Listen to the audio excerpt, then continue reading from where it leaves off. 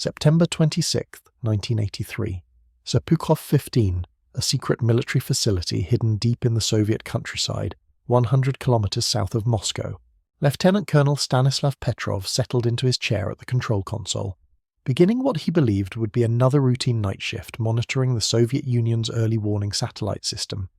The bunker around him hummed with the constant electronic chatter of computers and communication equipment, the nerve center of a network designed to detect incoming American ballistic missiles. Petrov had no way of knowing that in the next few hours his decisions would determine whether humanity survived the night or perished in nuclear fire.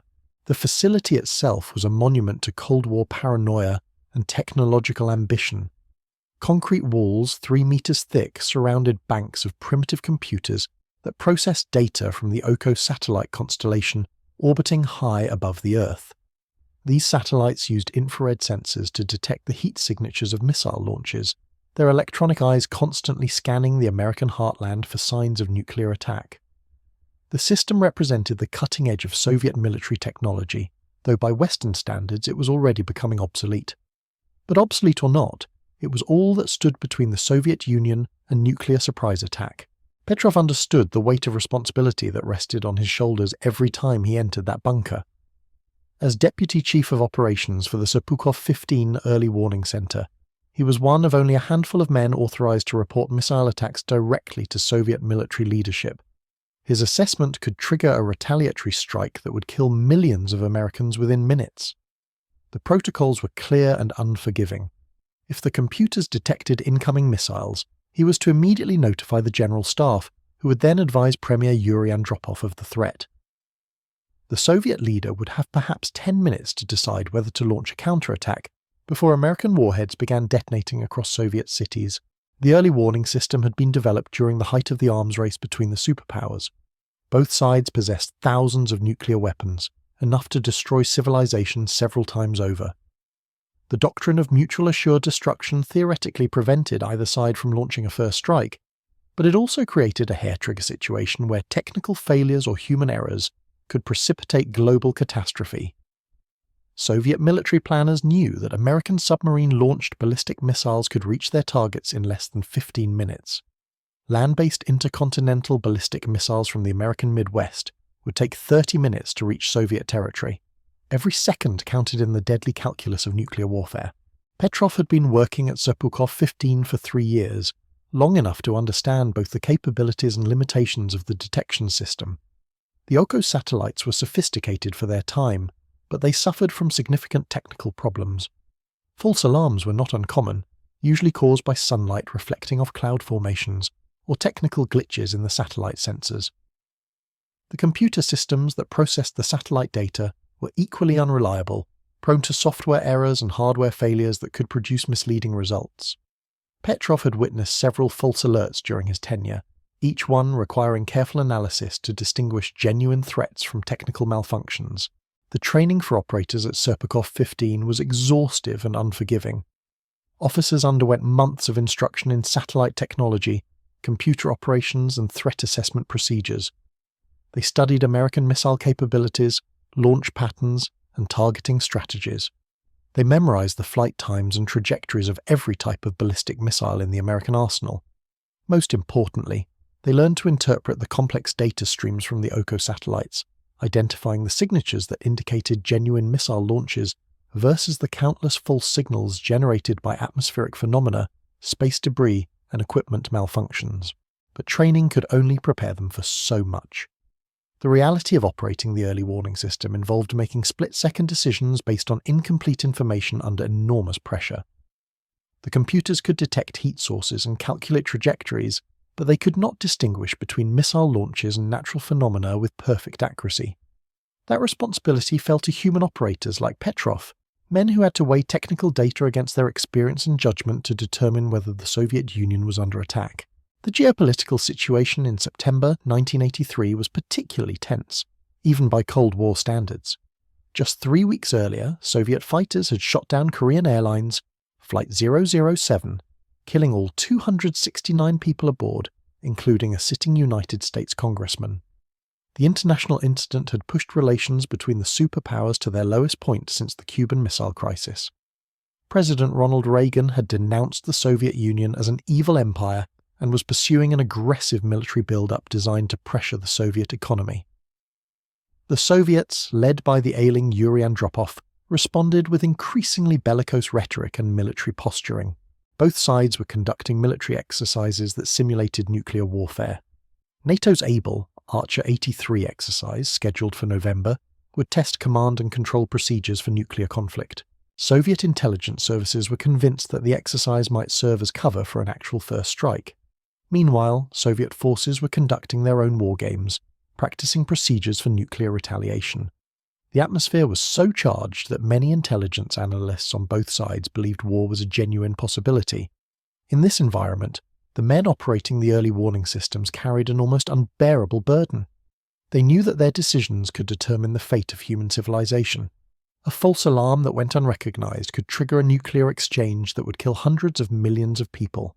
Equally dangerous, a genuine attack that was dismissed as a false alarm could leave the Soviet Union defenseless against American missiles. The margin for error was essentially zero, and the consequences of mistakes were almost too terrible to contemplate. Petrov had joined the Soviet military as a young man, drawn by the promise of serving his country and advancing Soviet technology. He had studied engineering and computer science, specializing in the complex systems that formed the backbone of Soviet air defense. His assignment to Serpukhov 15 represented the pinnacle of his career, a position of enormous responsibility and trust. Only officers with impeccable records and absolute loyalty were permitted to work in the facility. The Communist Party had vetted every aspect of his background, from his political beliefs to his family connections. The work itself was both fascinating and terrifying. Petrov spent his shifts monitoring streams of data from space, watching for the telltale signatures that would indicate American missiles racing towards Soviet targets. The computers displayed tracking information on large screens, showing the positions of satellites and the infrared readings they were detecting. Operators learned to recognize the patterns that indicated normal atmospheric activity versus the bright, sustained heat signatures produced by rocket engines. It was a form of technological wizardry that would have seemed like science fiction just decades earlier. But the technology was far from perfect. The OCO satellites operated in geosynchronous orbit, positioned to maintain constant observation of American missile fields. However, their sensors were sensitive to many sources of heat besides rocket engines. Solar radiation reflected from clouds could produce false readings. Meteorological phenomena could create heat signatures that resembled missile launches. Electronic interference could corrupt data transmissions, producing garbled information that was difficult to interpret. The computer systems that processed this data were equally problematic, using software that was prone to bugs and hardware that frequently malfunctioned. Despite these limitations, the early warning system represented a crucial component of Soviet nuclear strategy. The ability to detect American missiles within minutes of launch provided Soviet leaders with options for retaliation. Without advance warning, a surprise attack could destroy Soviet missile forces before they could respond. The early warning system theoretically gave the Soviet Union the capability to launch its own missiles before American warheads arrived, ensuring that any nuclear exchange would be mutually destructive rather than one-sided. The doctrine of nuclear deterrence depended on this mutual vulnerability. Both superpowers maintained their arsenals not because they wanted to use them, but because they believed the threat of retaliation would prevent their enemies from attacking. The early warning systems were essential to making this deterrence credible.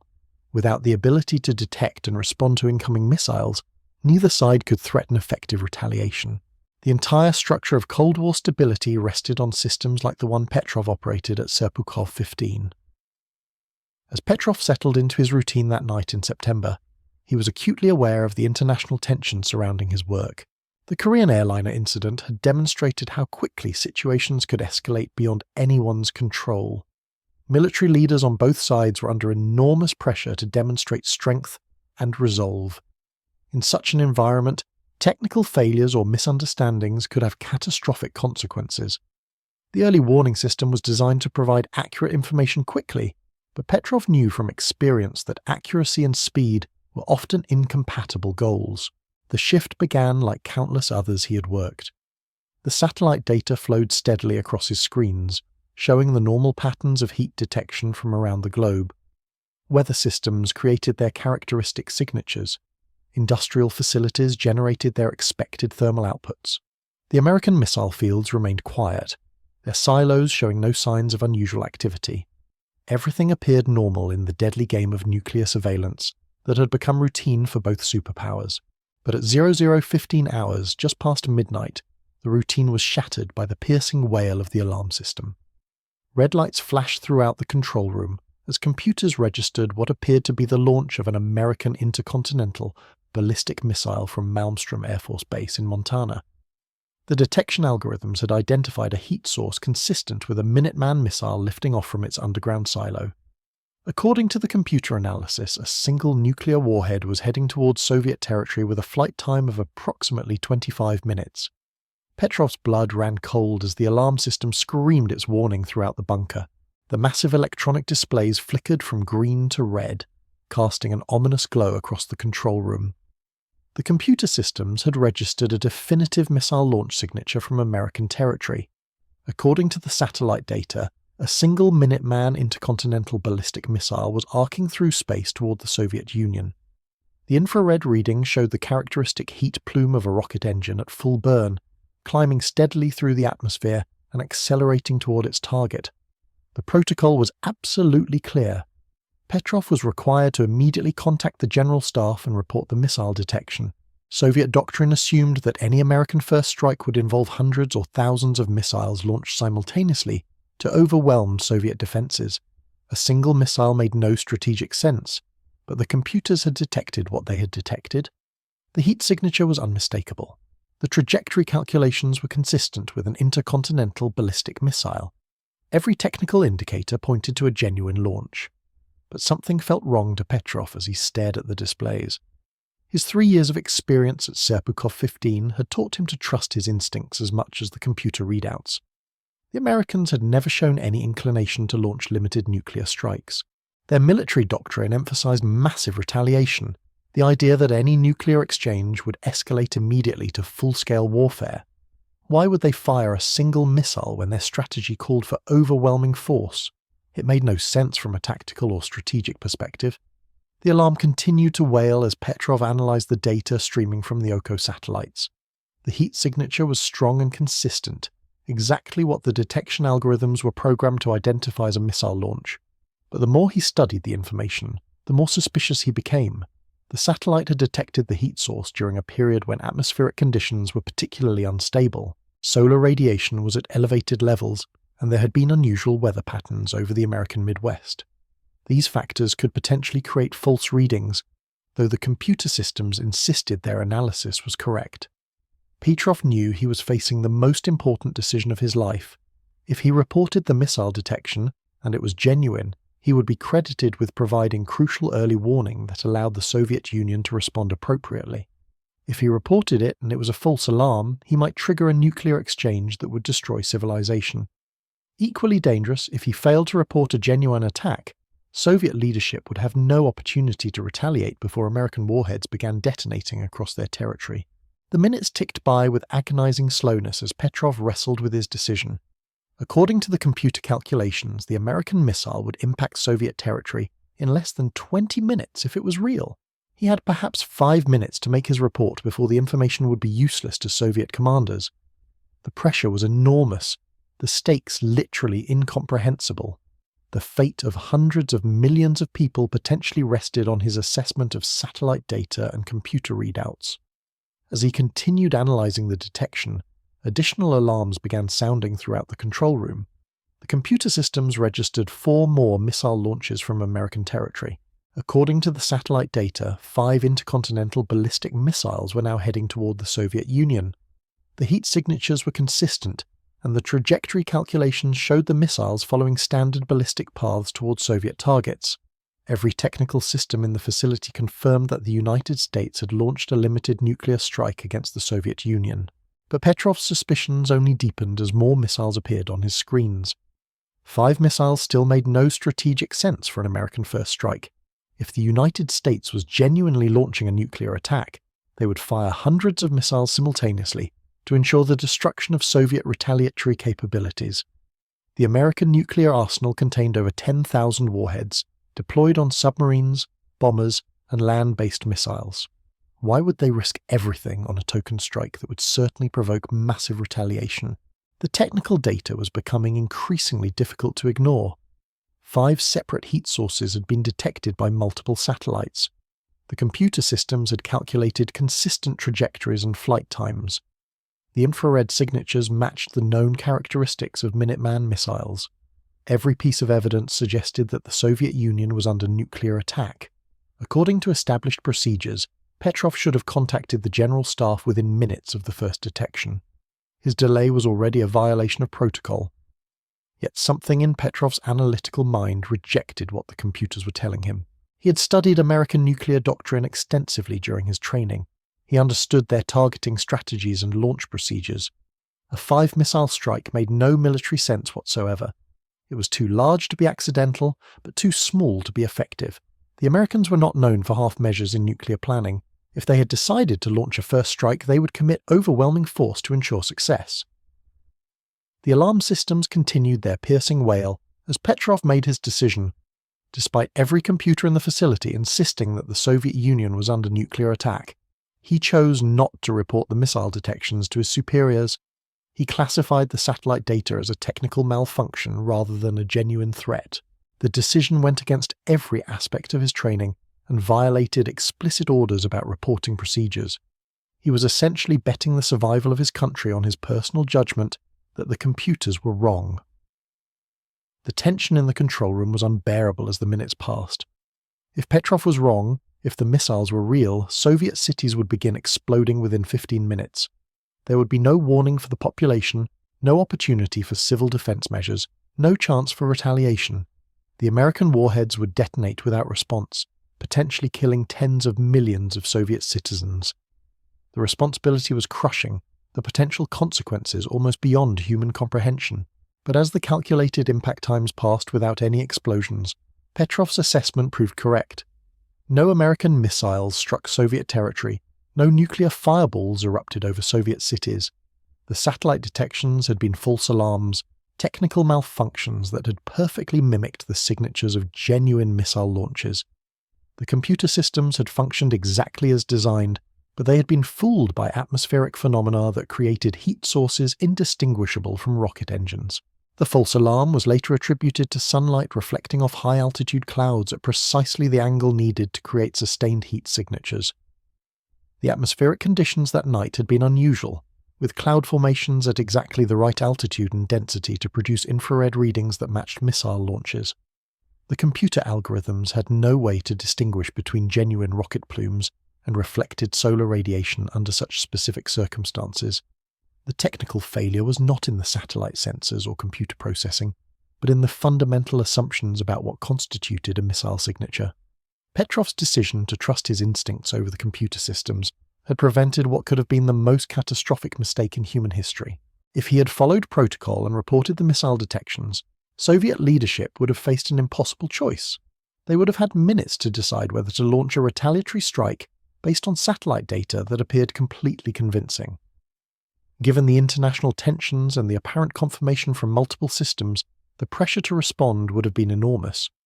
The Soviet nuclear arsenal was maintained on high alert status, ready for immediate launch upon receiving proper authorization.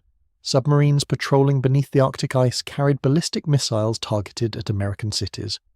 Land-based intercontinental ballistic missiles in silos across the Soviet Union were prepared for launch within minutes of receiving valid orders. Strategic bombers could be airborne and heading toward American targets within an hour. The entire system was designed for rapid response to prevent American first strikes from succeeding. If Petrov had reported the false alarm as a genuine attack, this massive retaliatory capability might have been unleashed against the United States. American cities could have been destroyed based on computer malfunctions and atmospheric phenomena. The American response would have been swift and overwhelming, targeting every Soviet city and military installation with thousands of nuclear warheads. Within hours, both superpowers could have been reduced to radioactive wastelands, their populations dead or dying from radiation poisoning. The cascading effects of such an exchange would have extended far beyond the borders of the two superpowers. Nuclear weapons deployed by other nations would have been used as governments chose sides or simply tried to survive the collapse of international order. The atmospheric effects of thousands of nuclear detonations would have created a nuclear winter. blocking sunlight and destroying agricultural systems worldwide. Human civilization itself might not have survived the consequences of that single technical malfunction at Serpukhov 15, but none of this happened because one Soviet officer chose to question the computers rather than blindly follow protocol. Petrov's decision was not based on any special knowledge or secret information. He simply applied human judgment to a situation where technical systems had failed. His experience and intuition told him that the missile detections made no strategic sense, regardless of what the satellites and computers were reporting.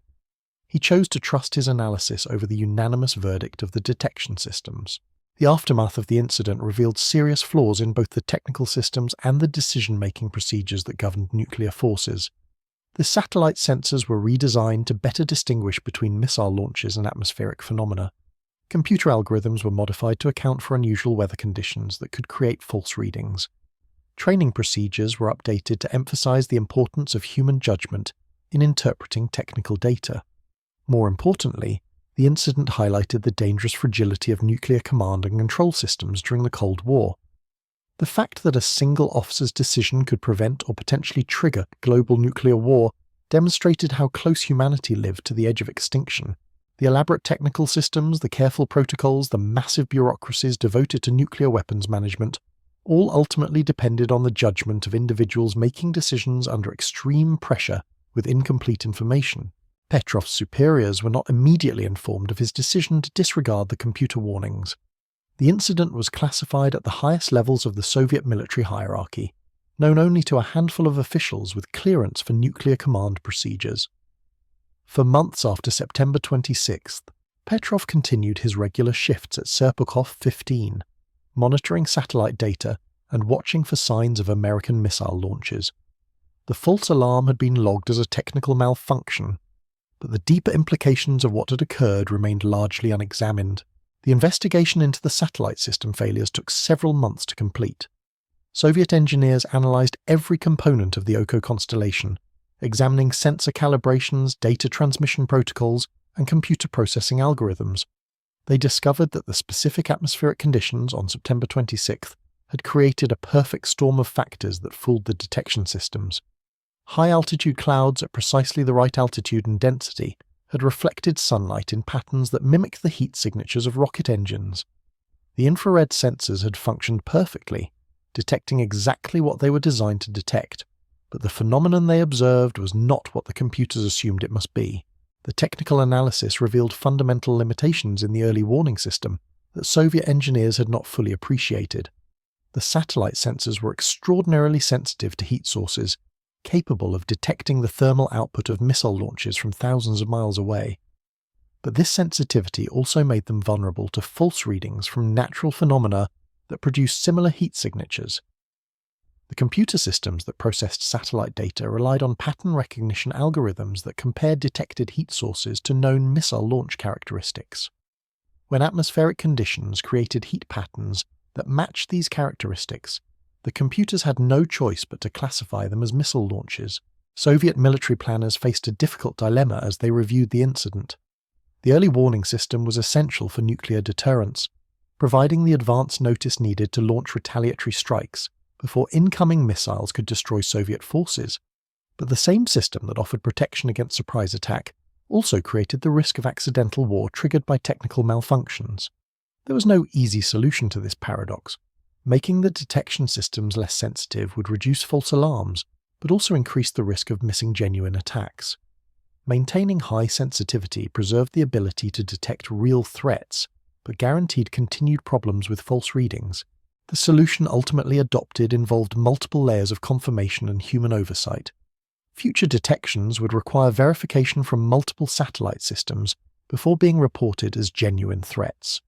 Human operators would be given more authority to question computer analysis, particularly when the detected attacks appeared inconsistent with known enemy doctrine.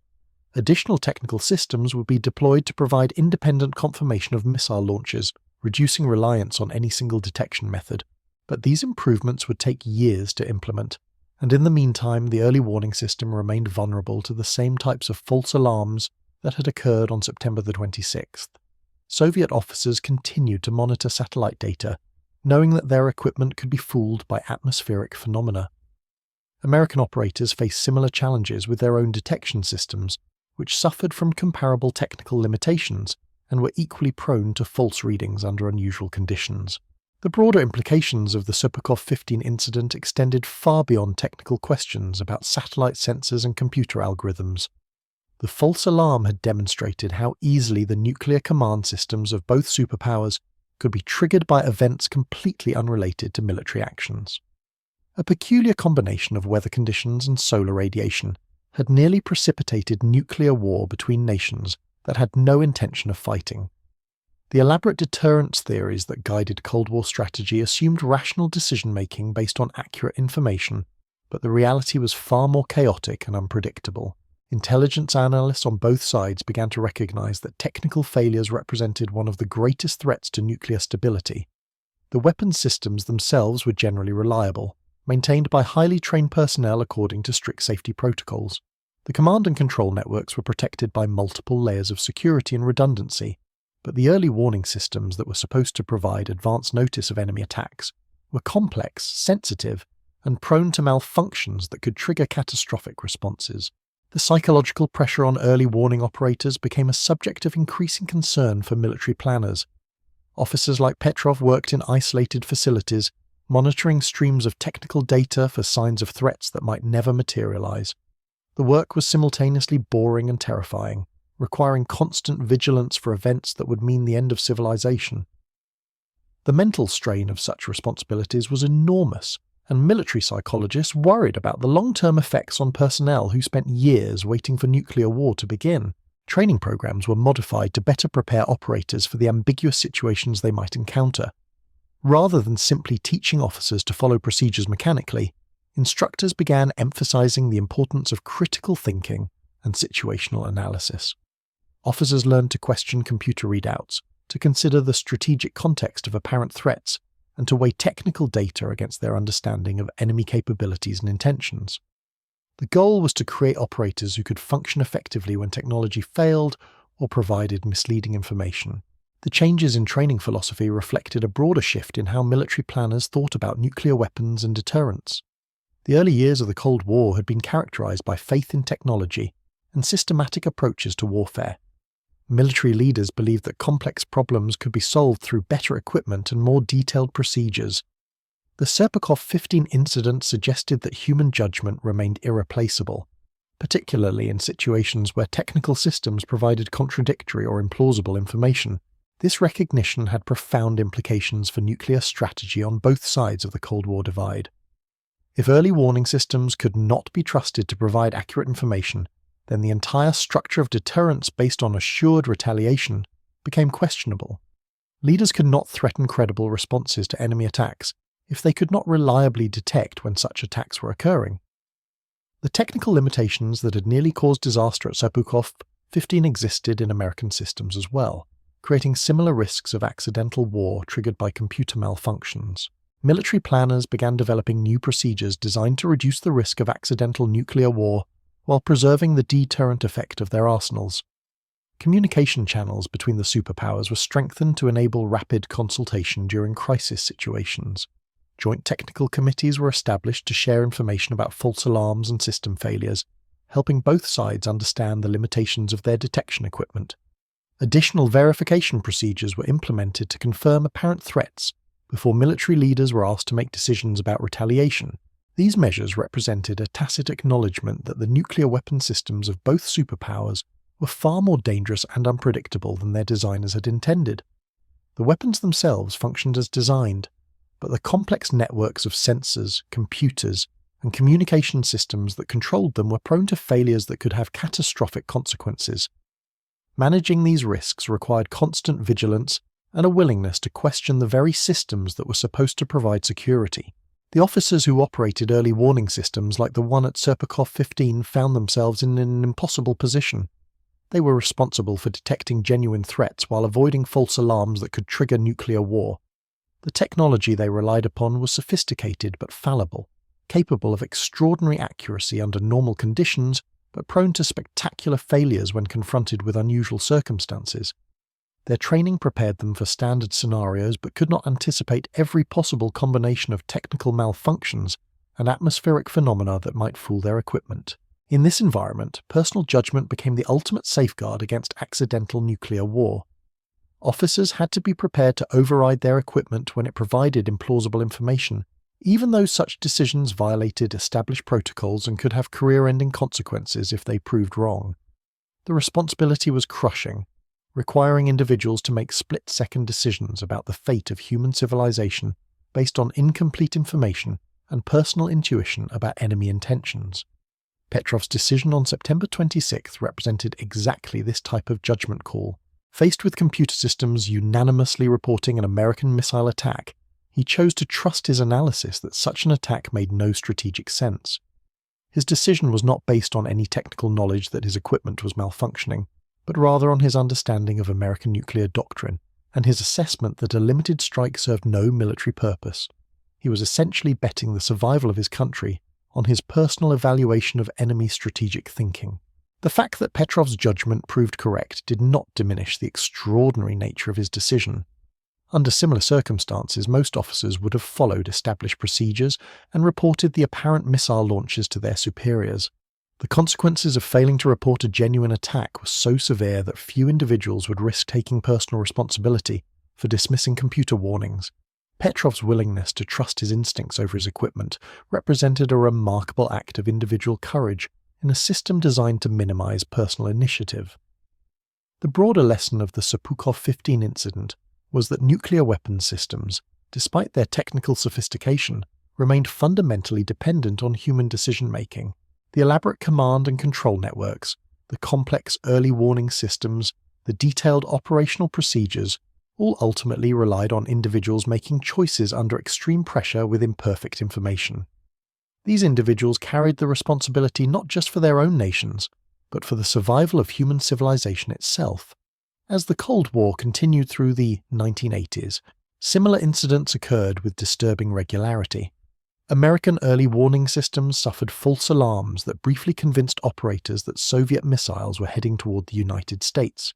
Computer malfunctions at NORAD headquarters generated phantom attacks that triggered alert procedures throughout the American military.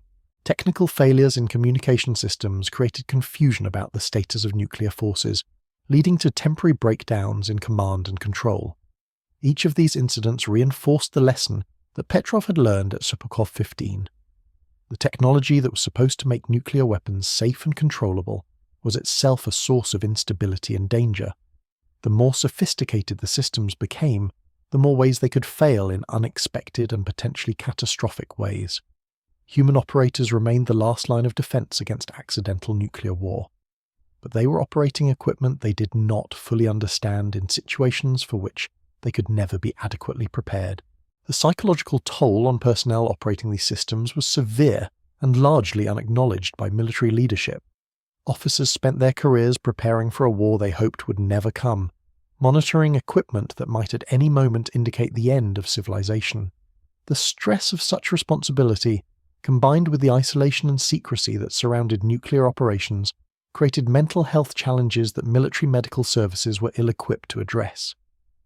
Petrov himself struggled with the aftermath of his decision, though the incident remained classified for years after it occurred.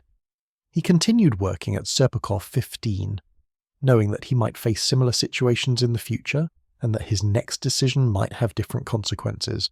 The weight of knowing that he had potentially prevented nuclear war was balanced by the recognition that such close calls might occur again, and that he or his colleagues might not be so fortunate in their judgment the next time.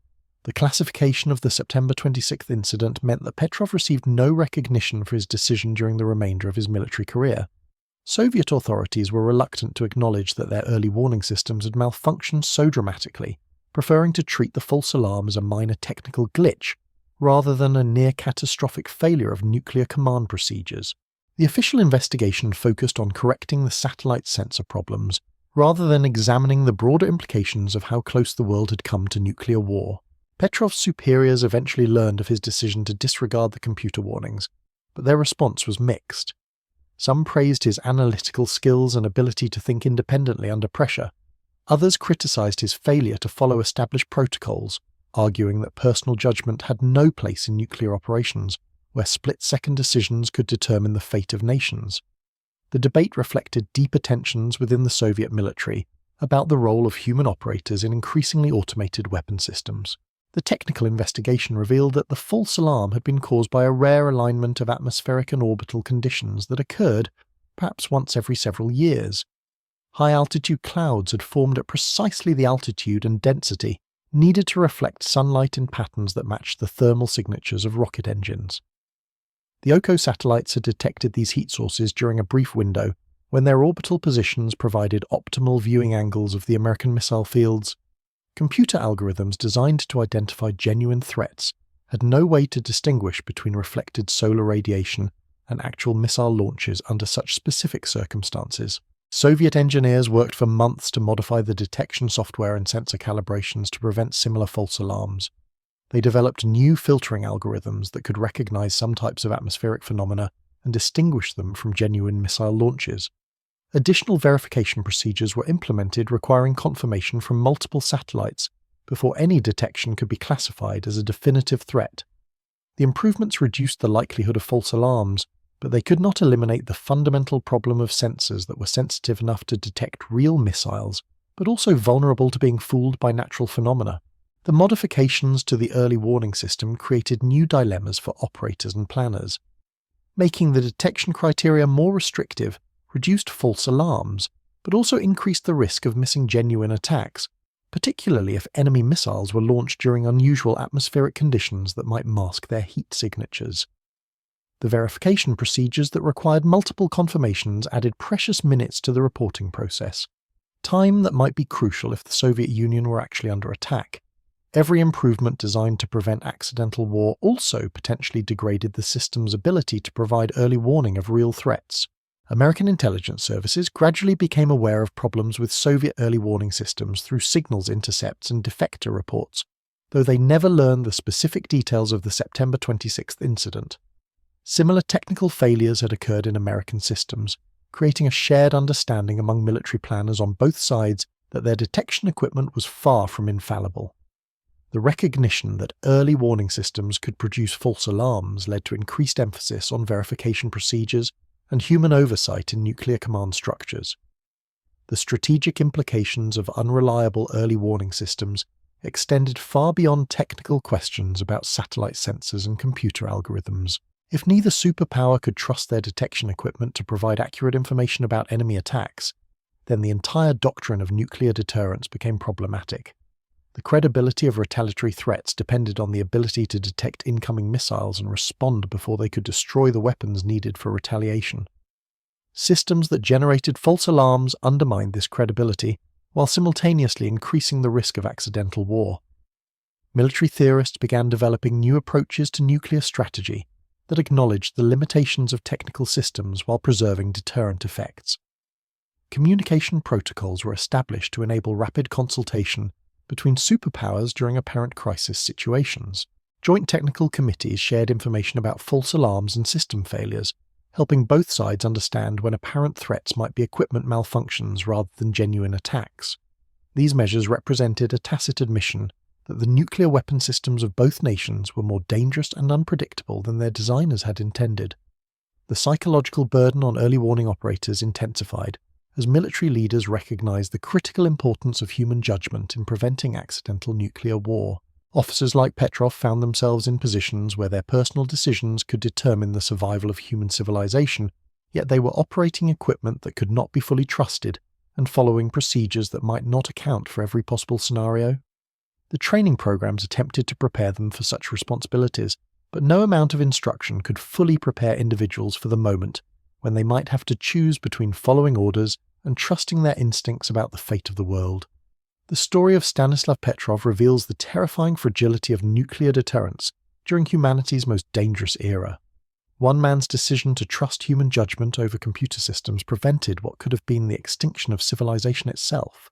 His choice that September night demonstrated that in the end the fate of the world rested not on sophisticated technology or elaborate military protocols, but on the wisdom and courage of individuals willing to question the machines they were trained to obey.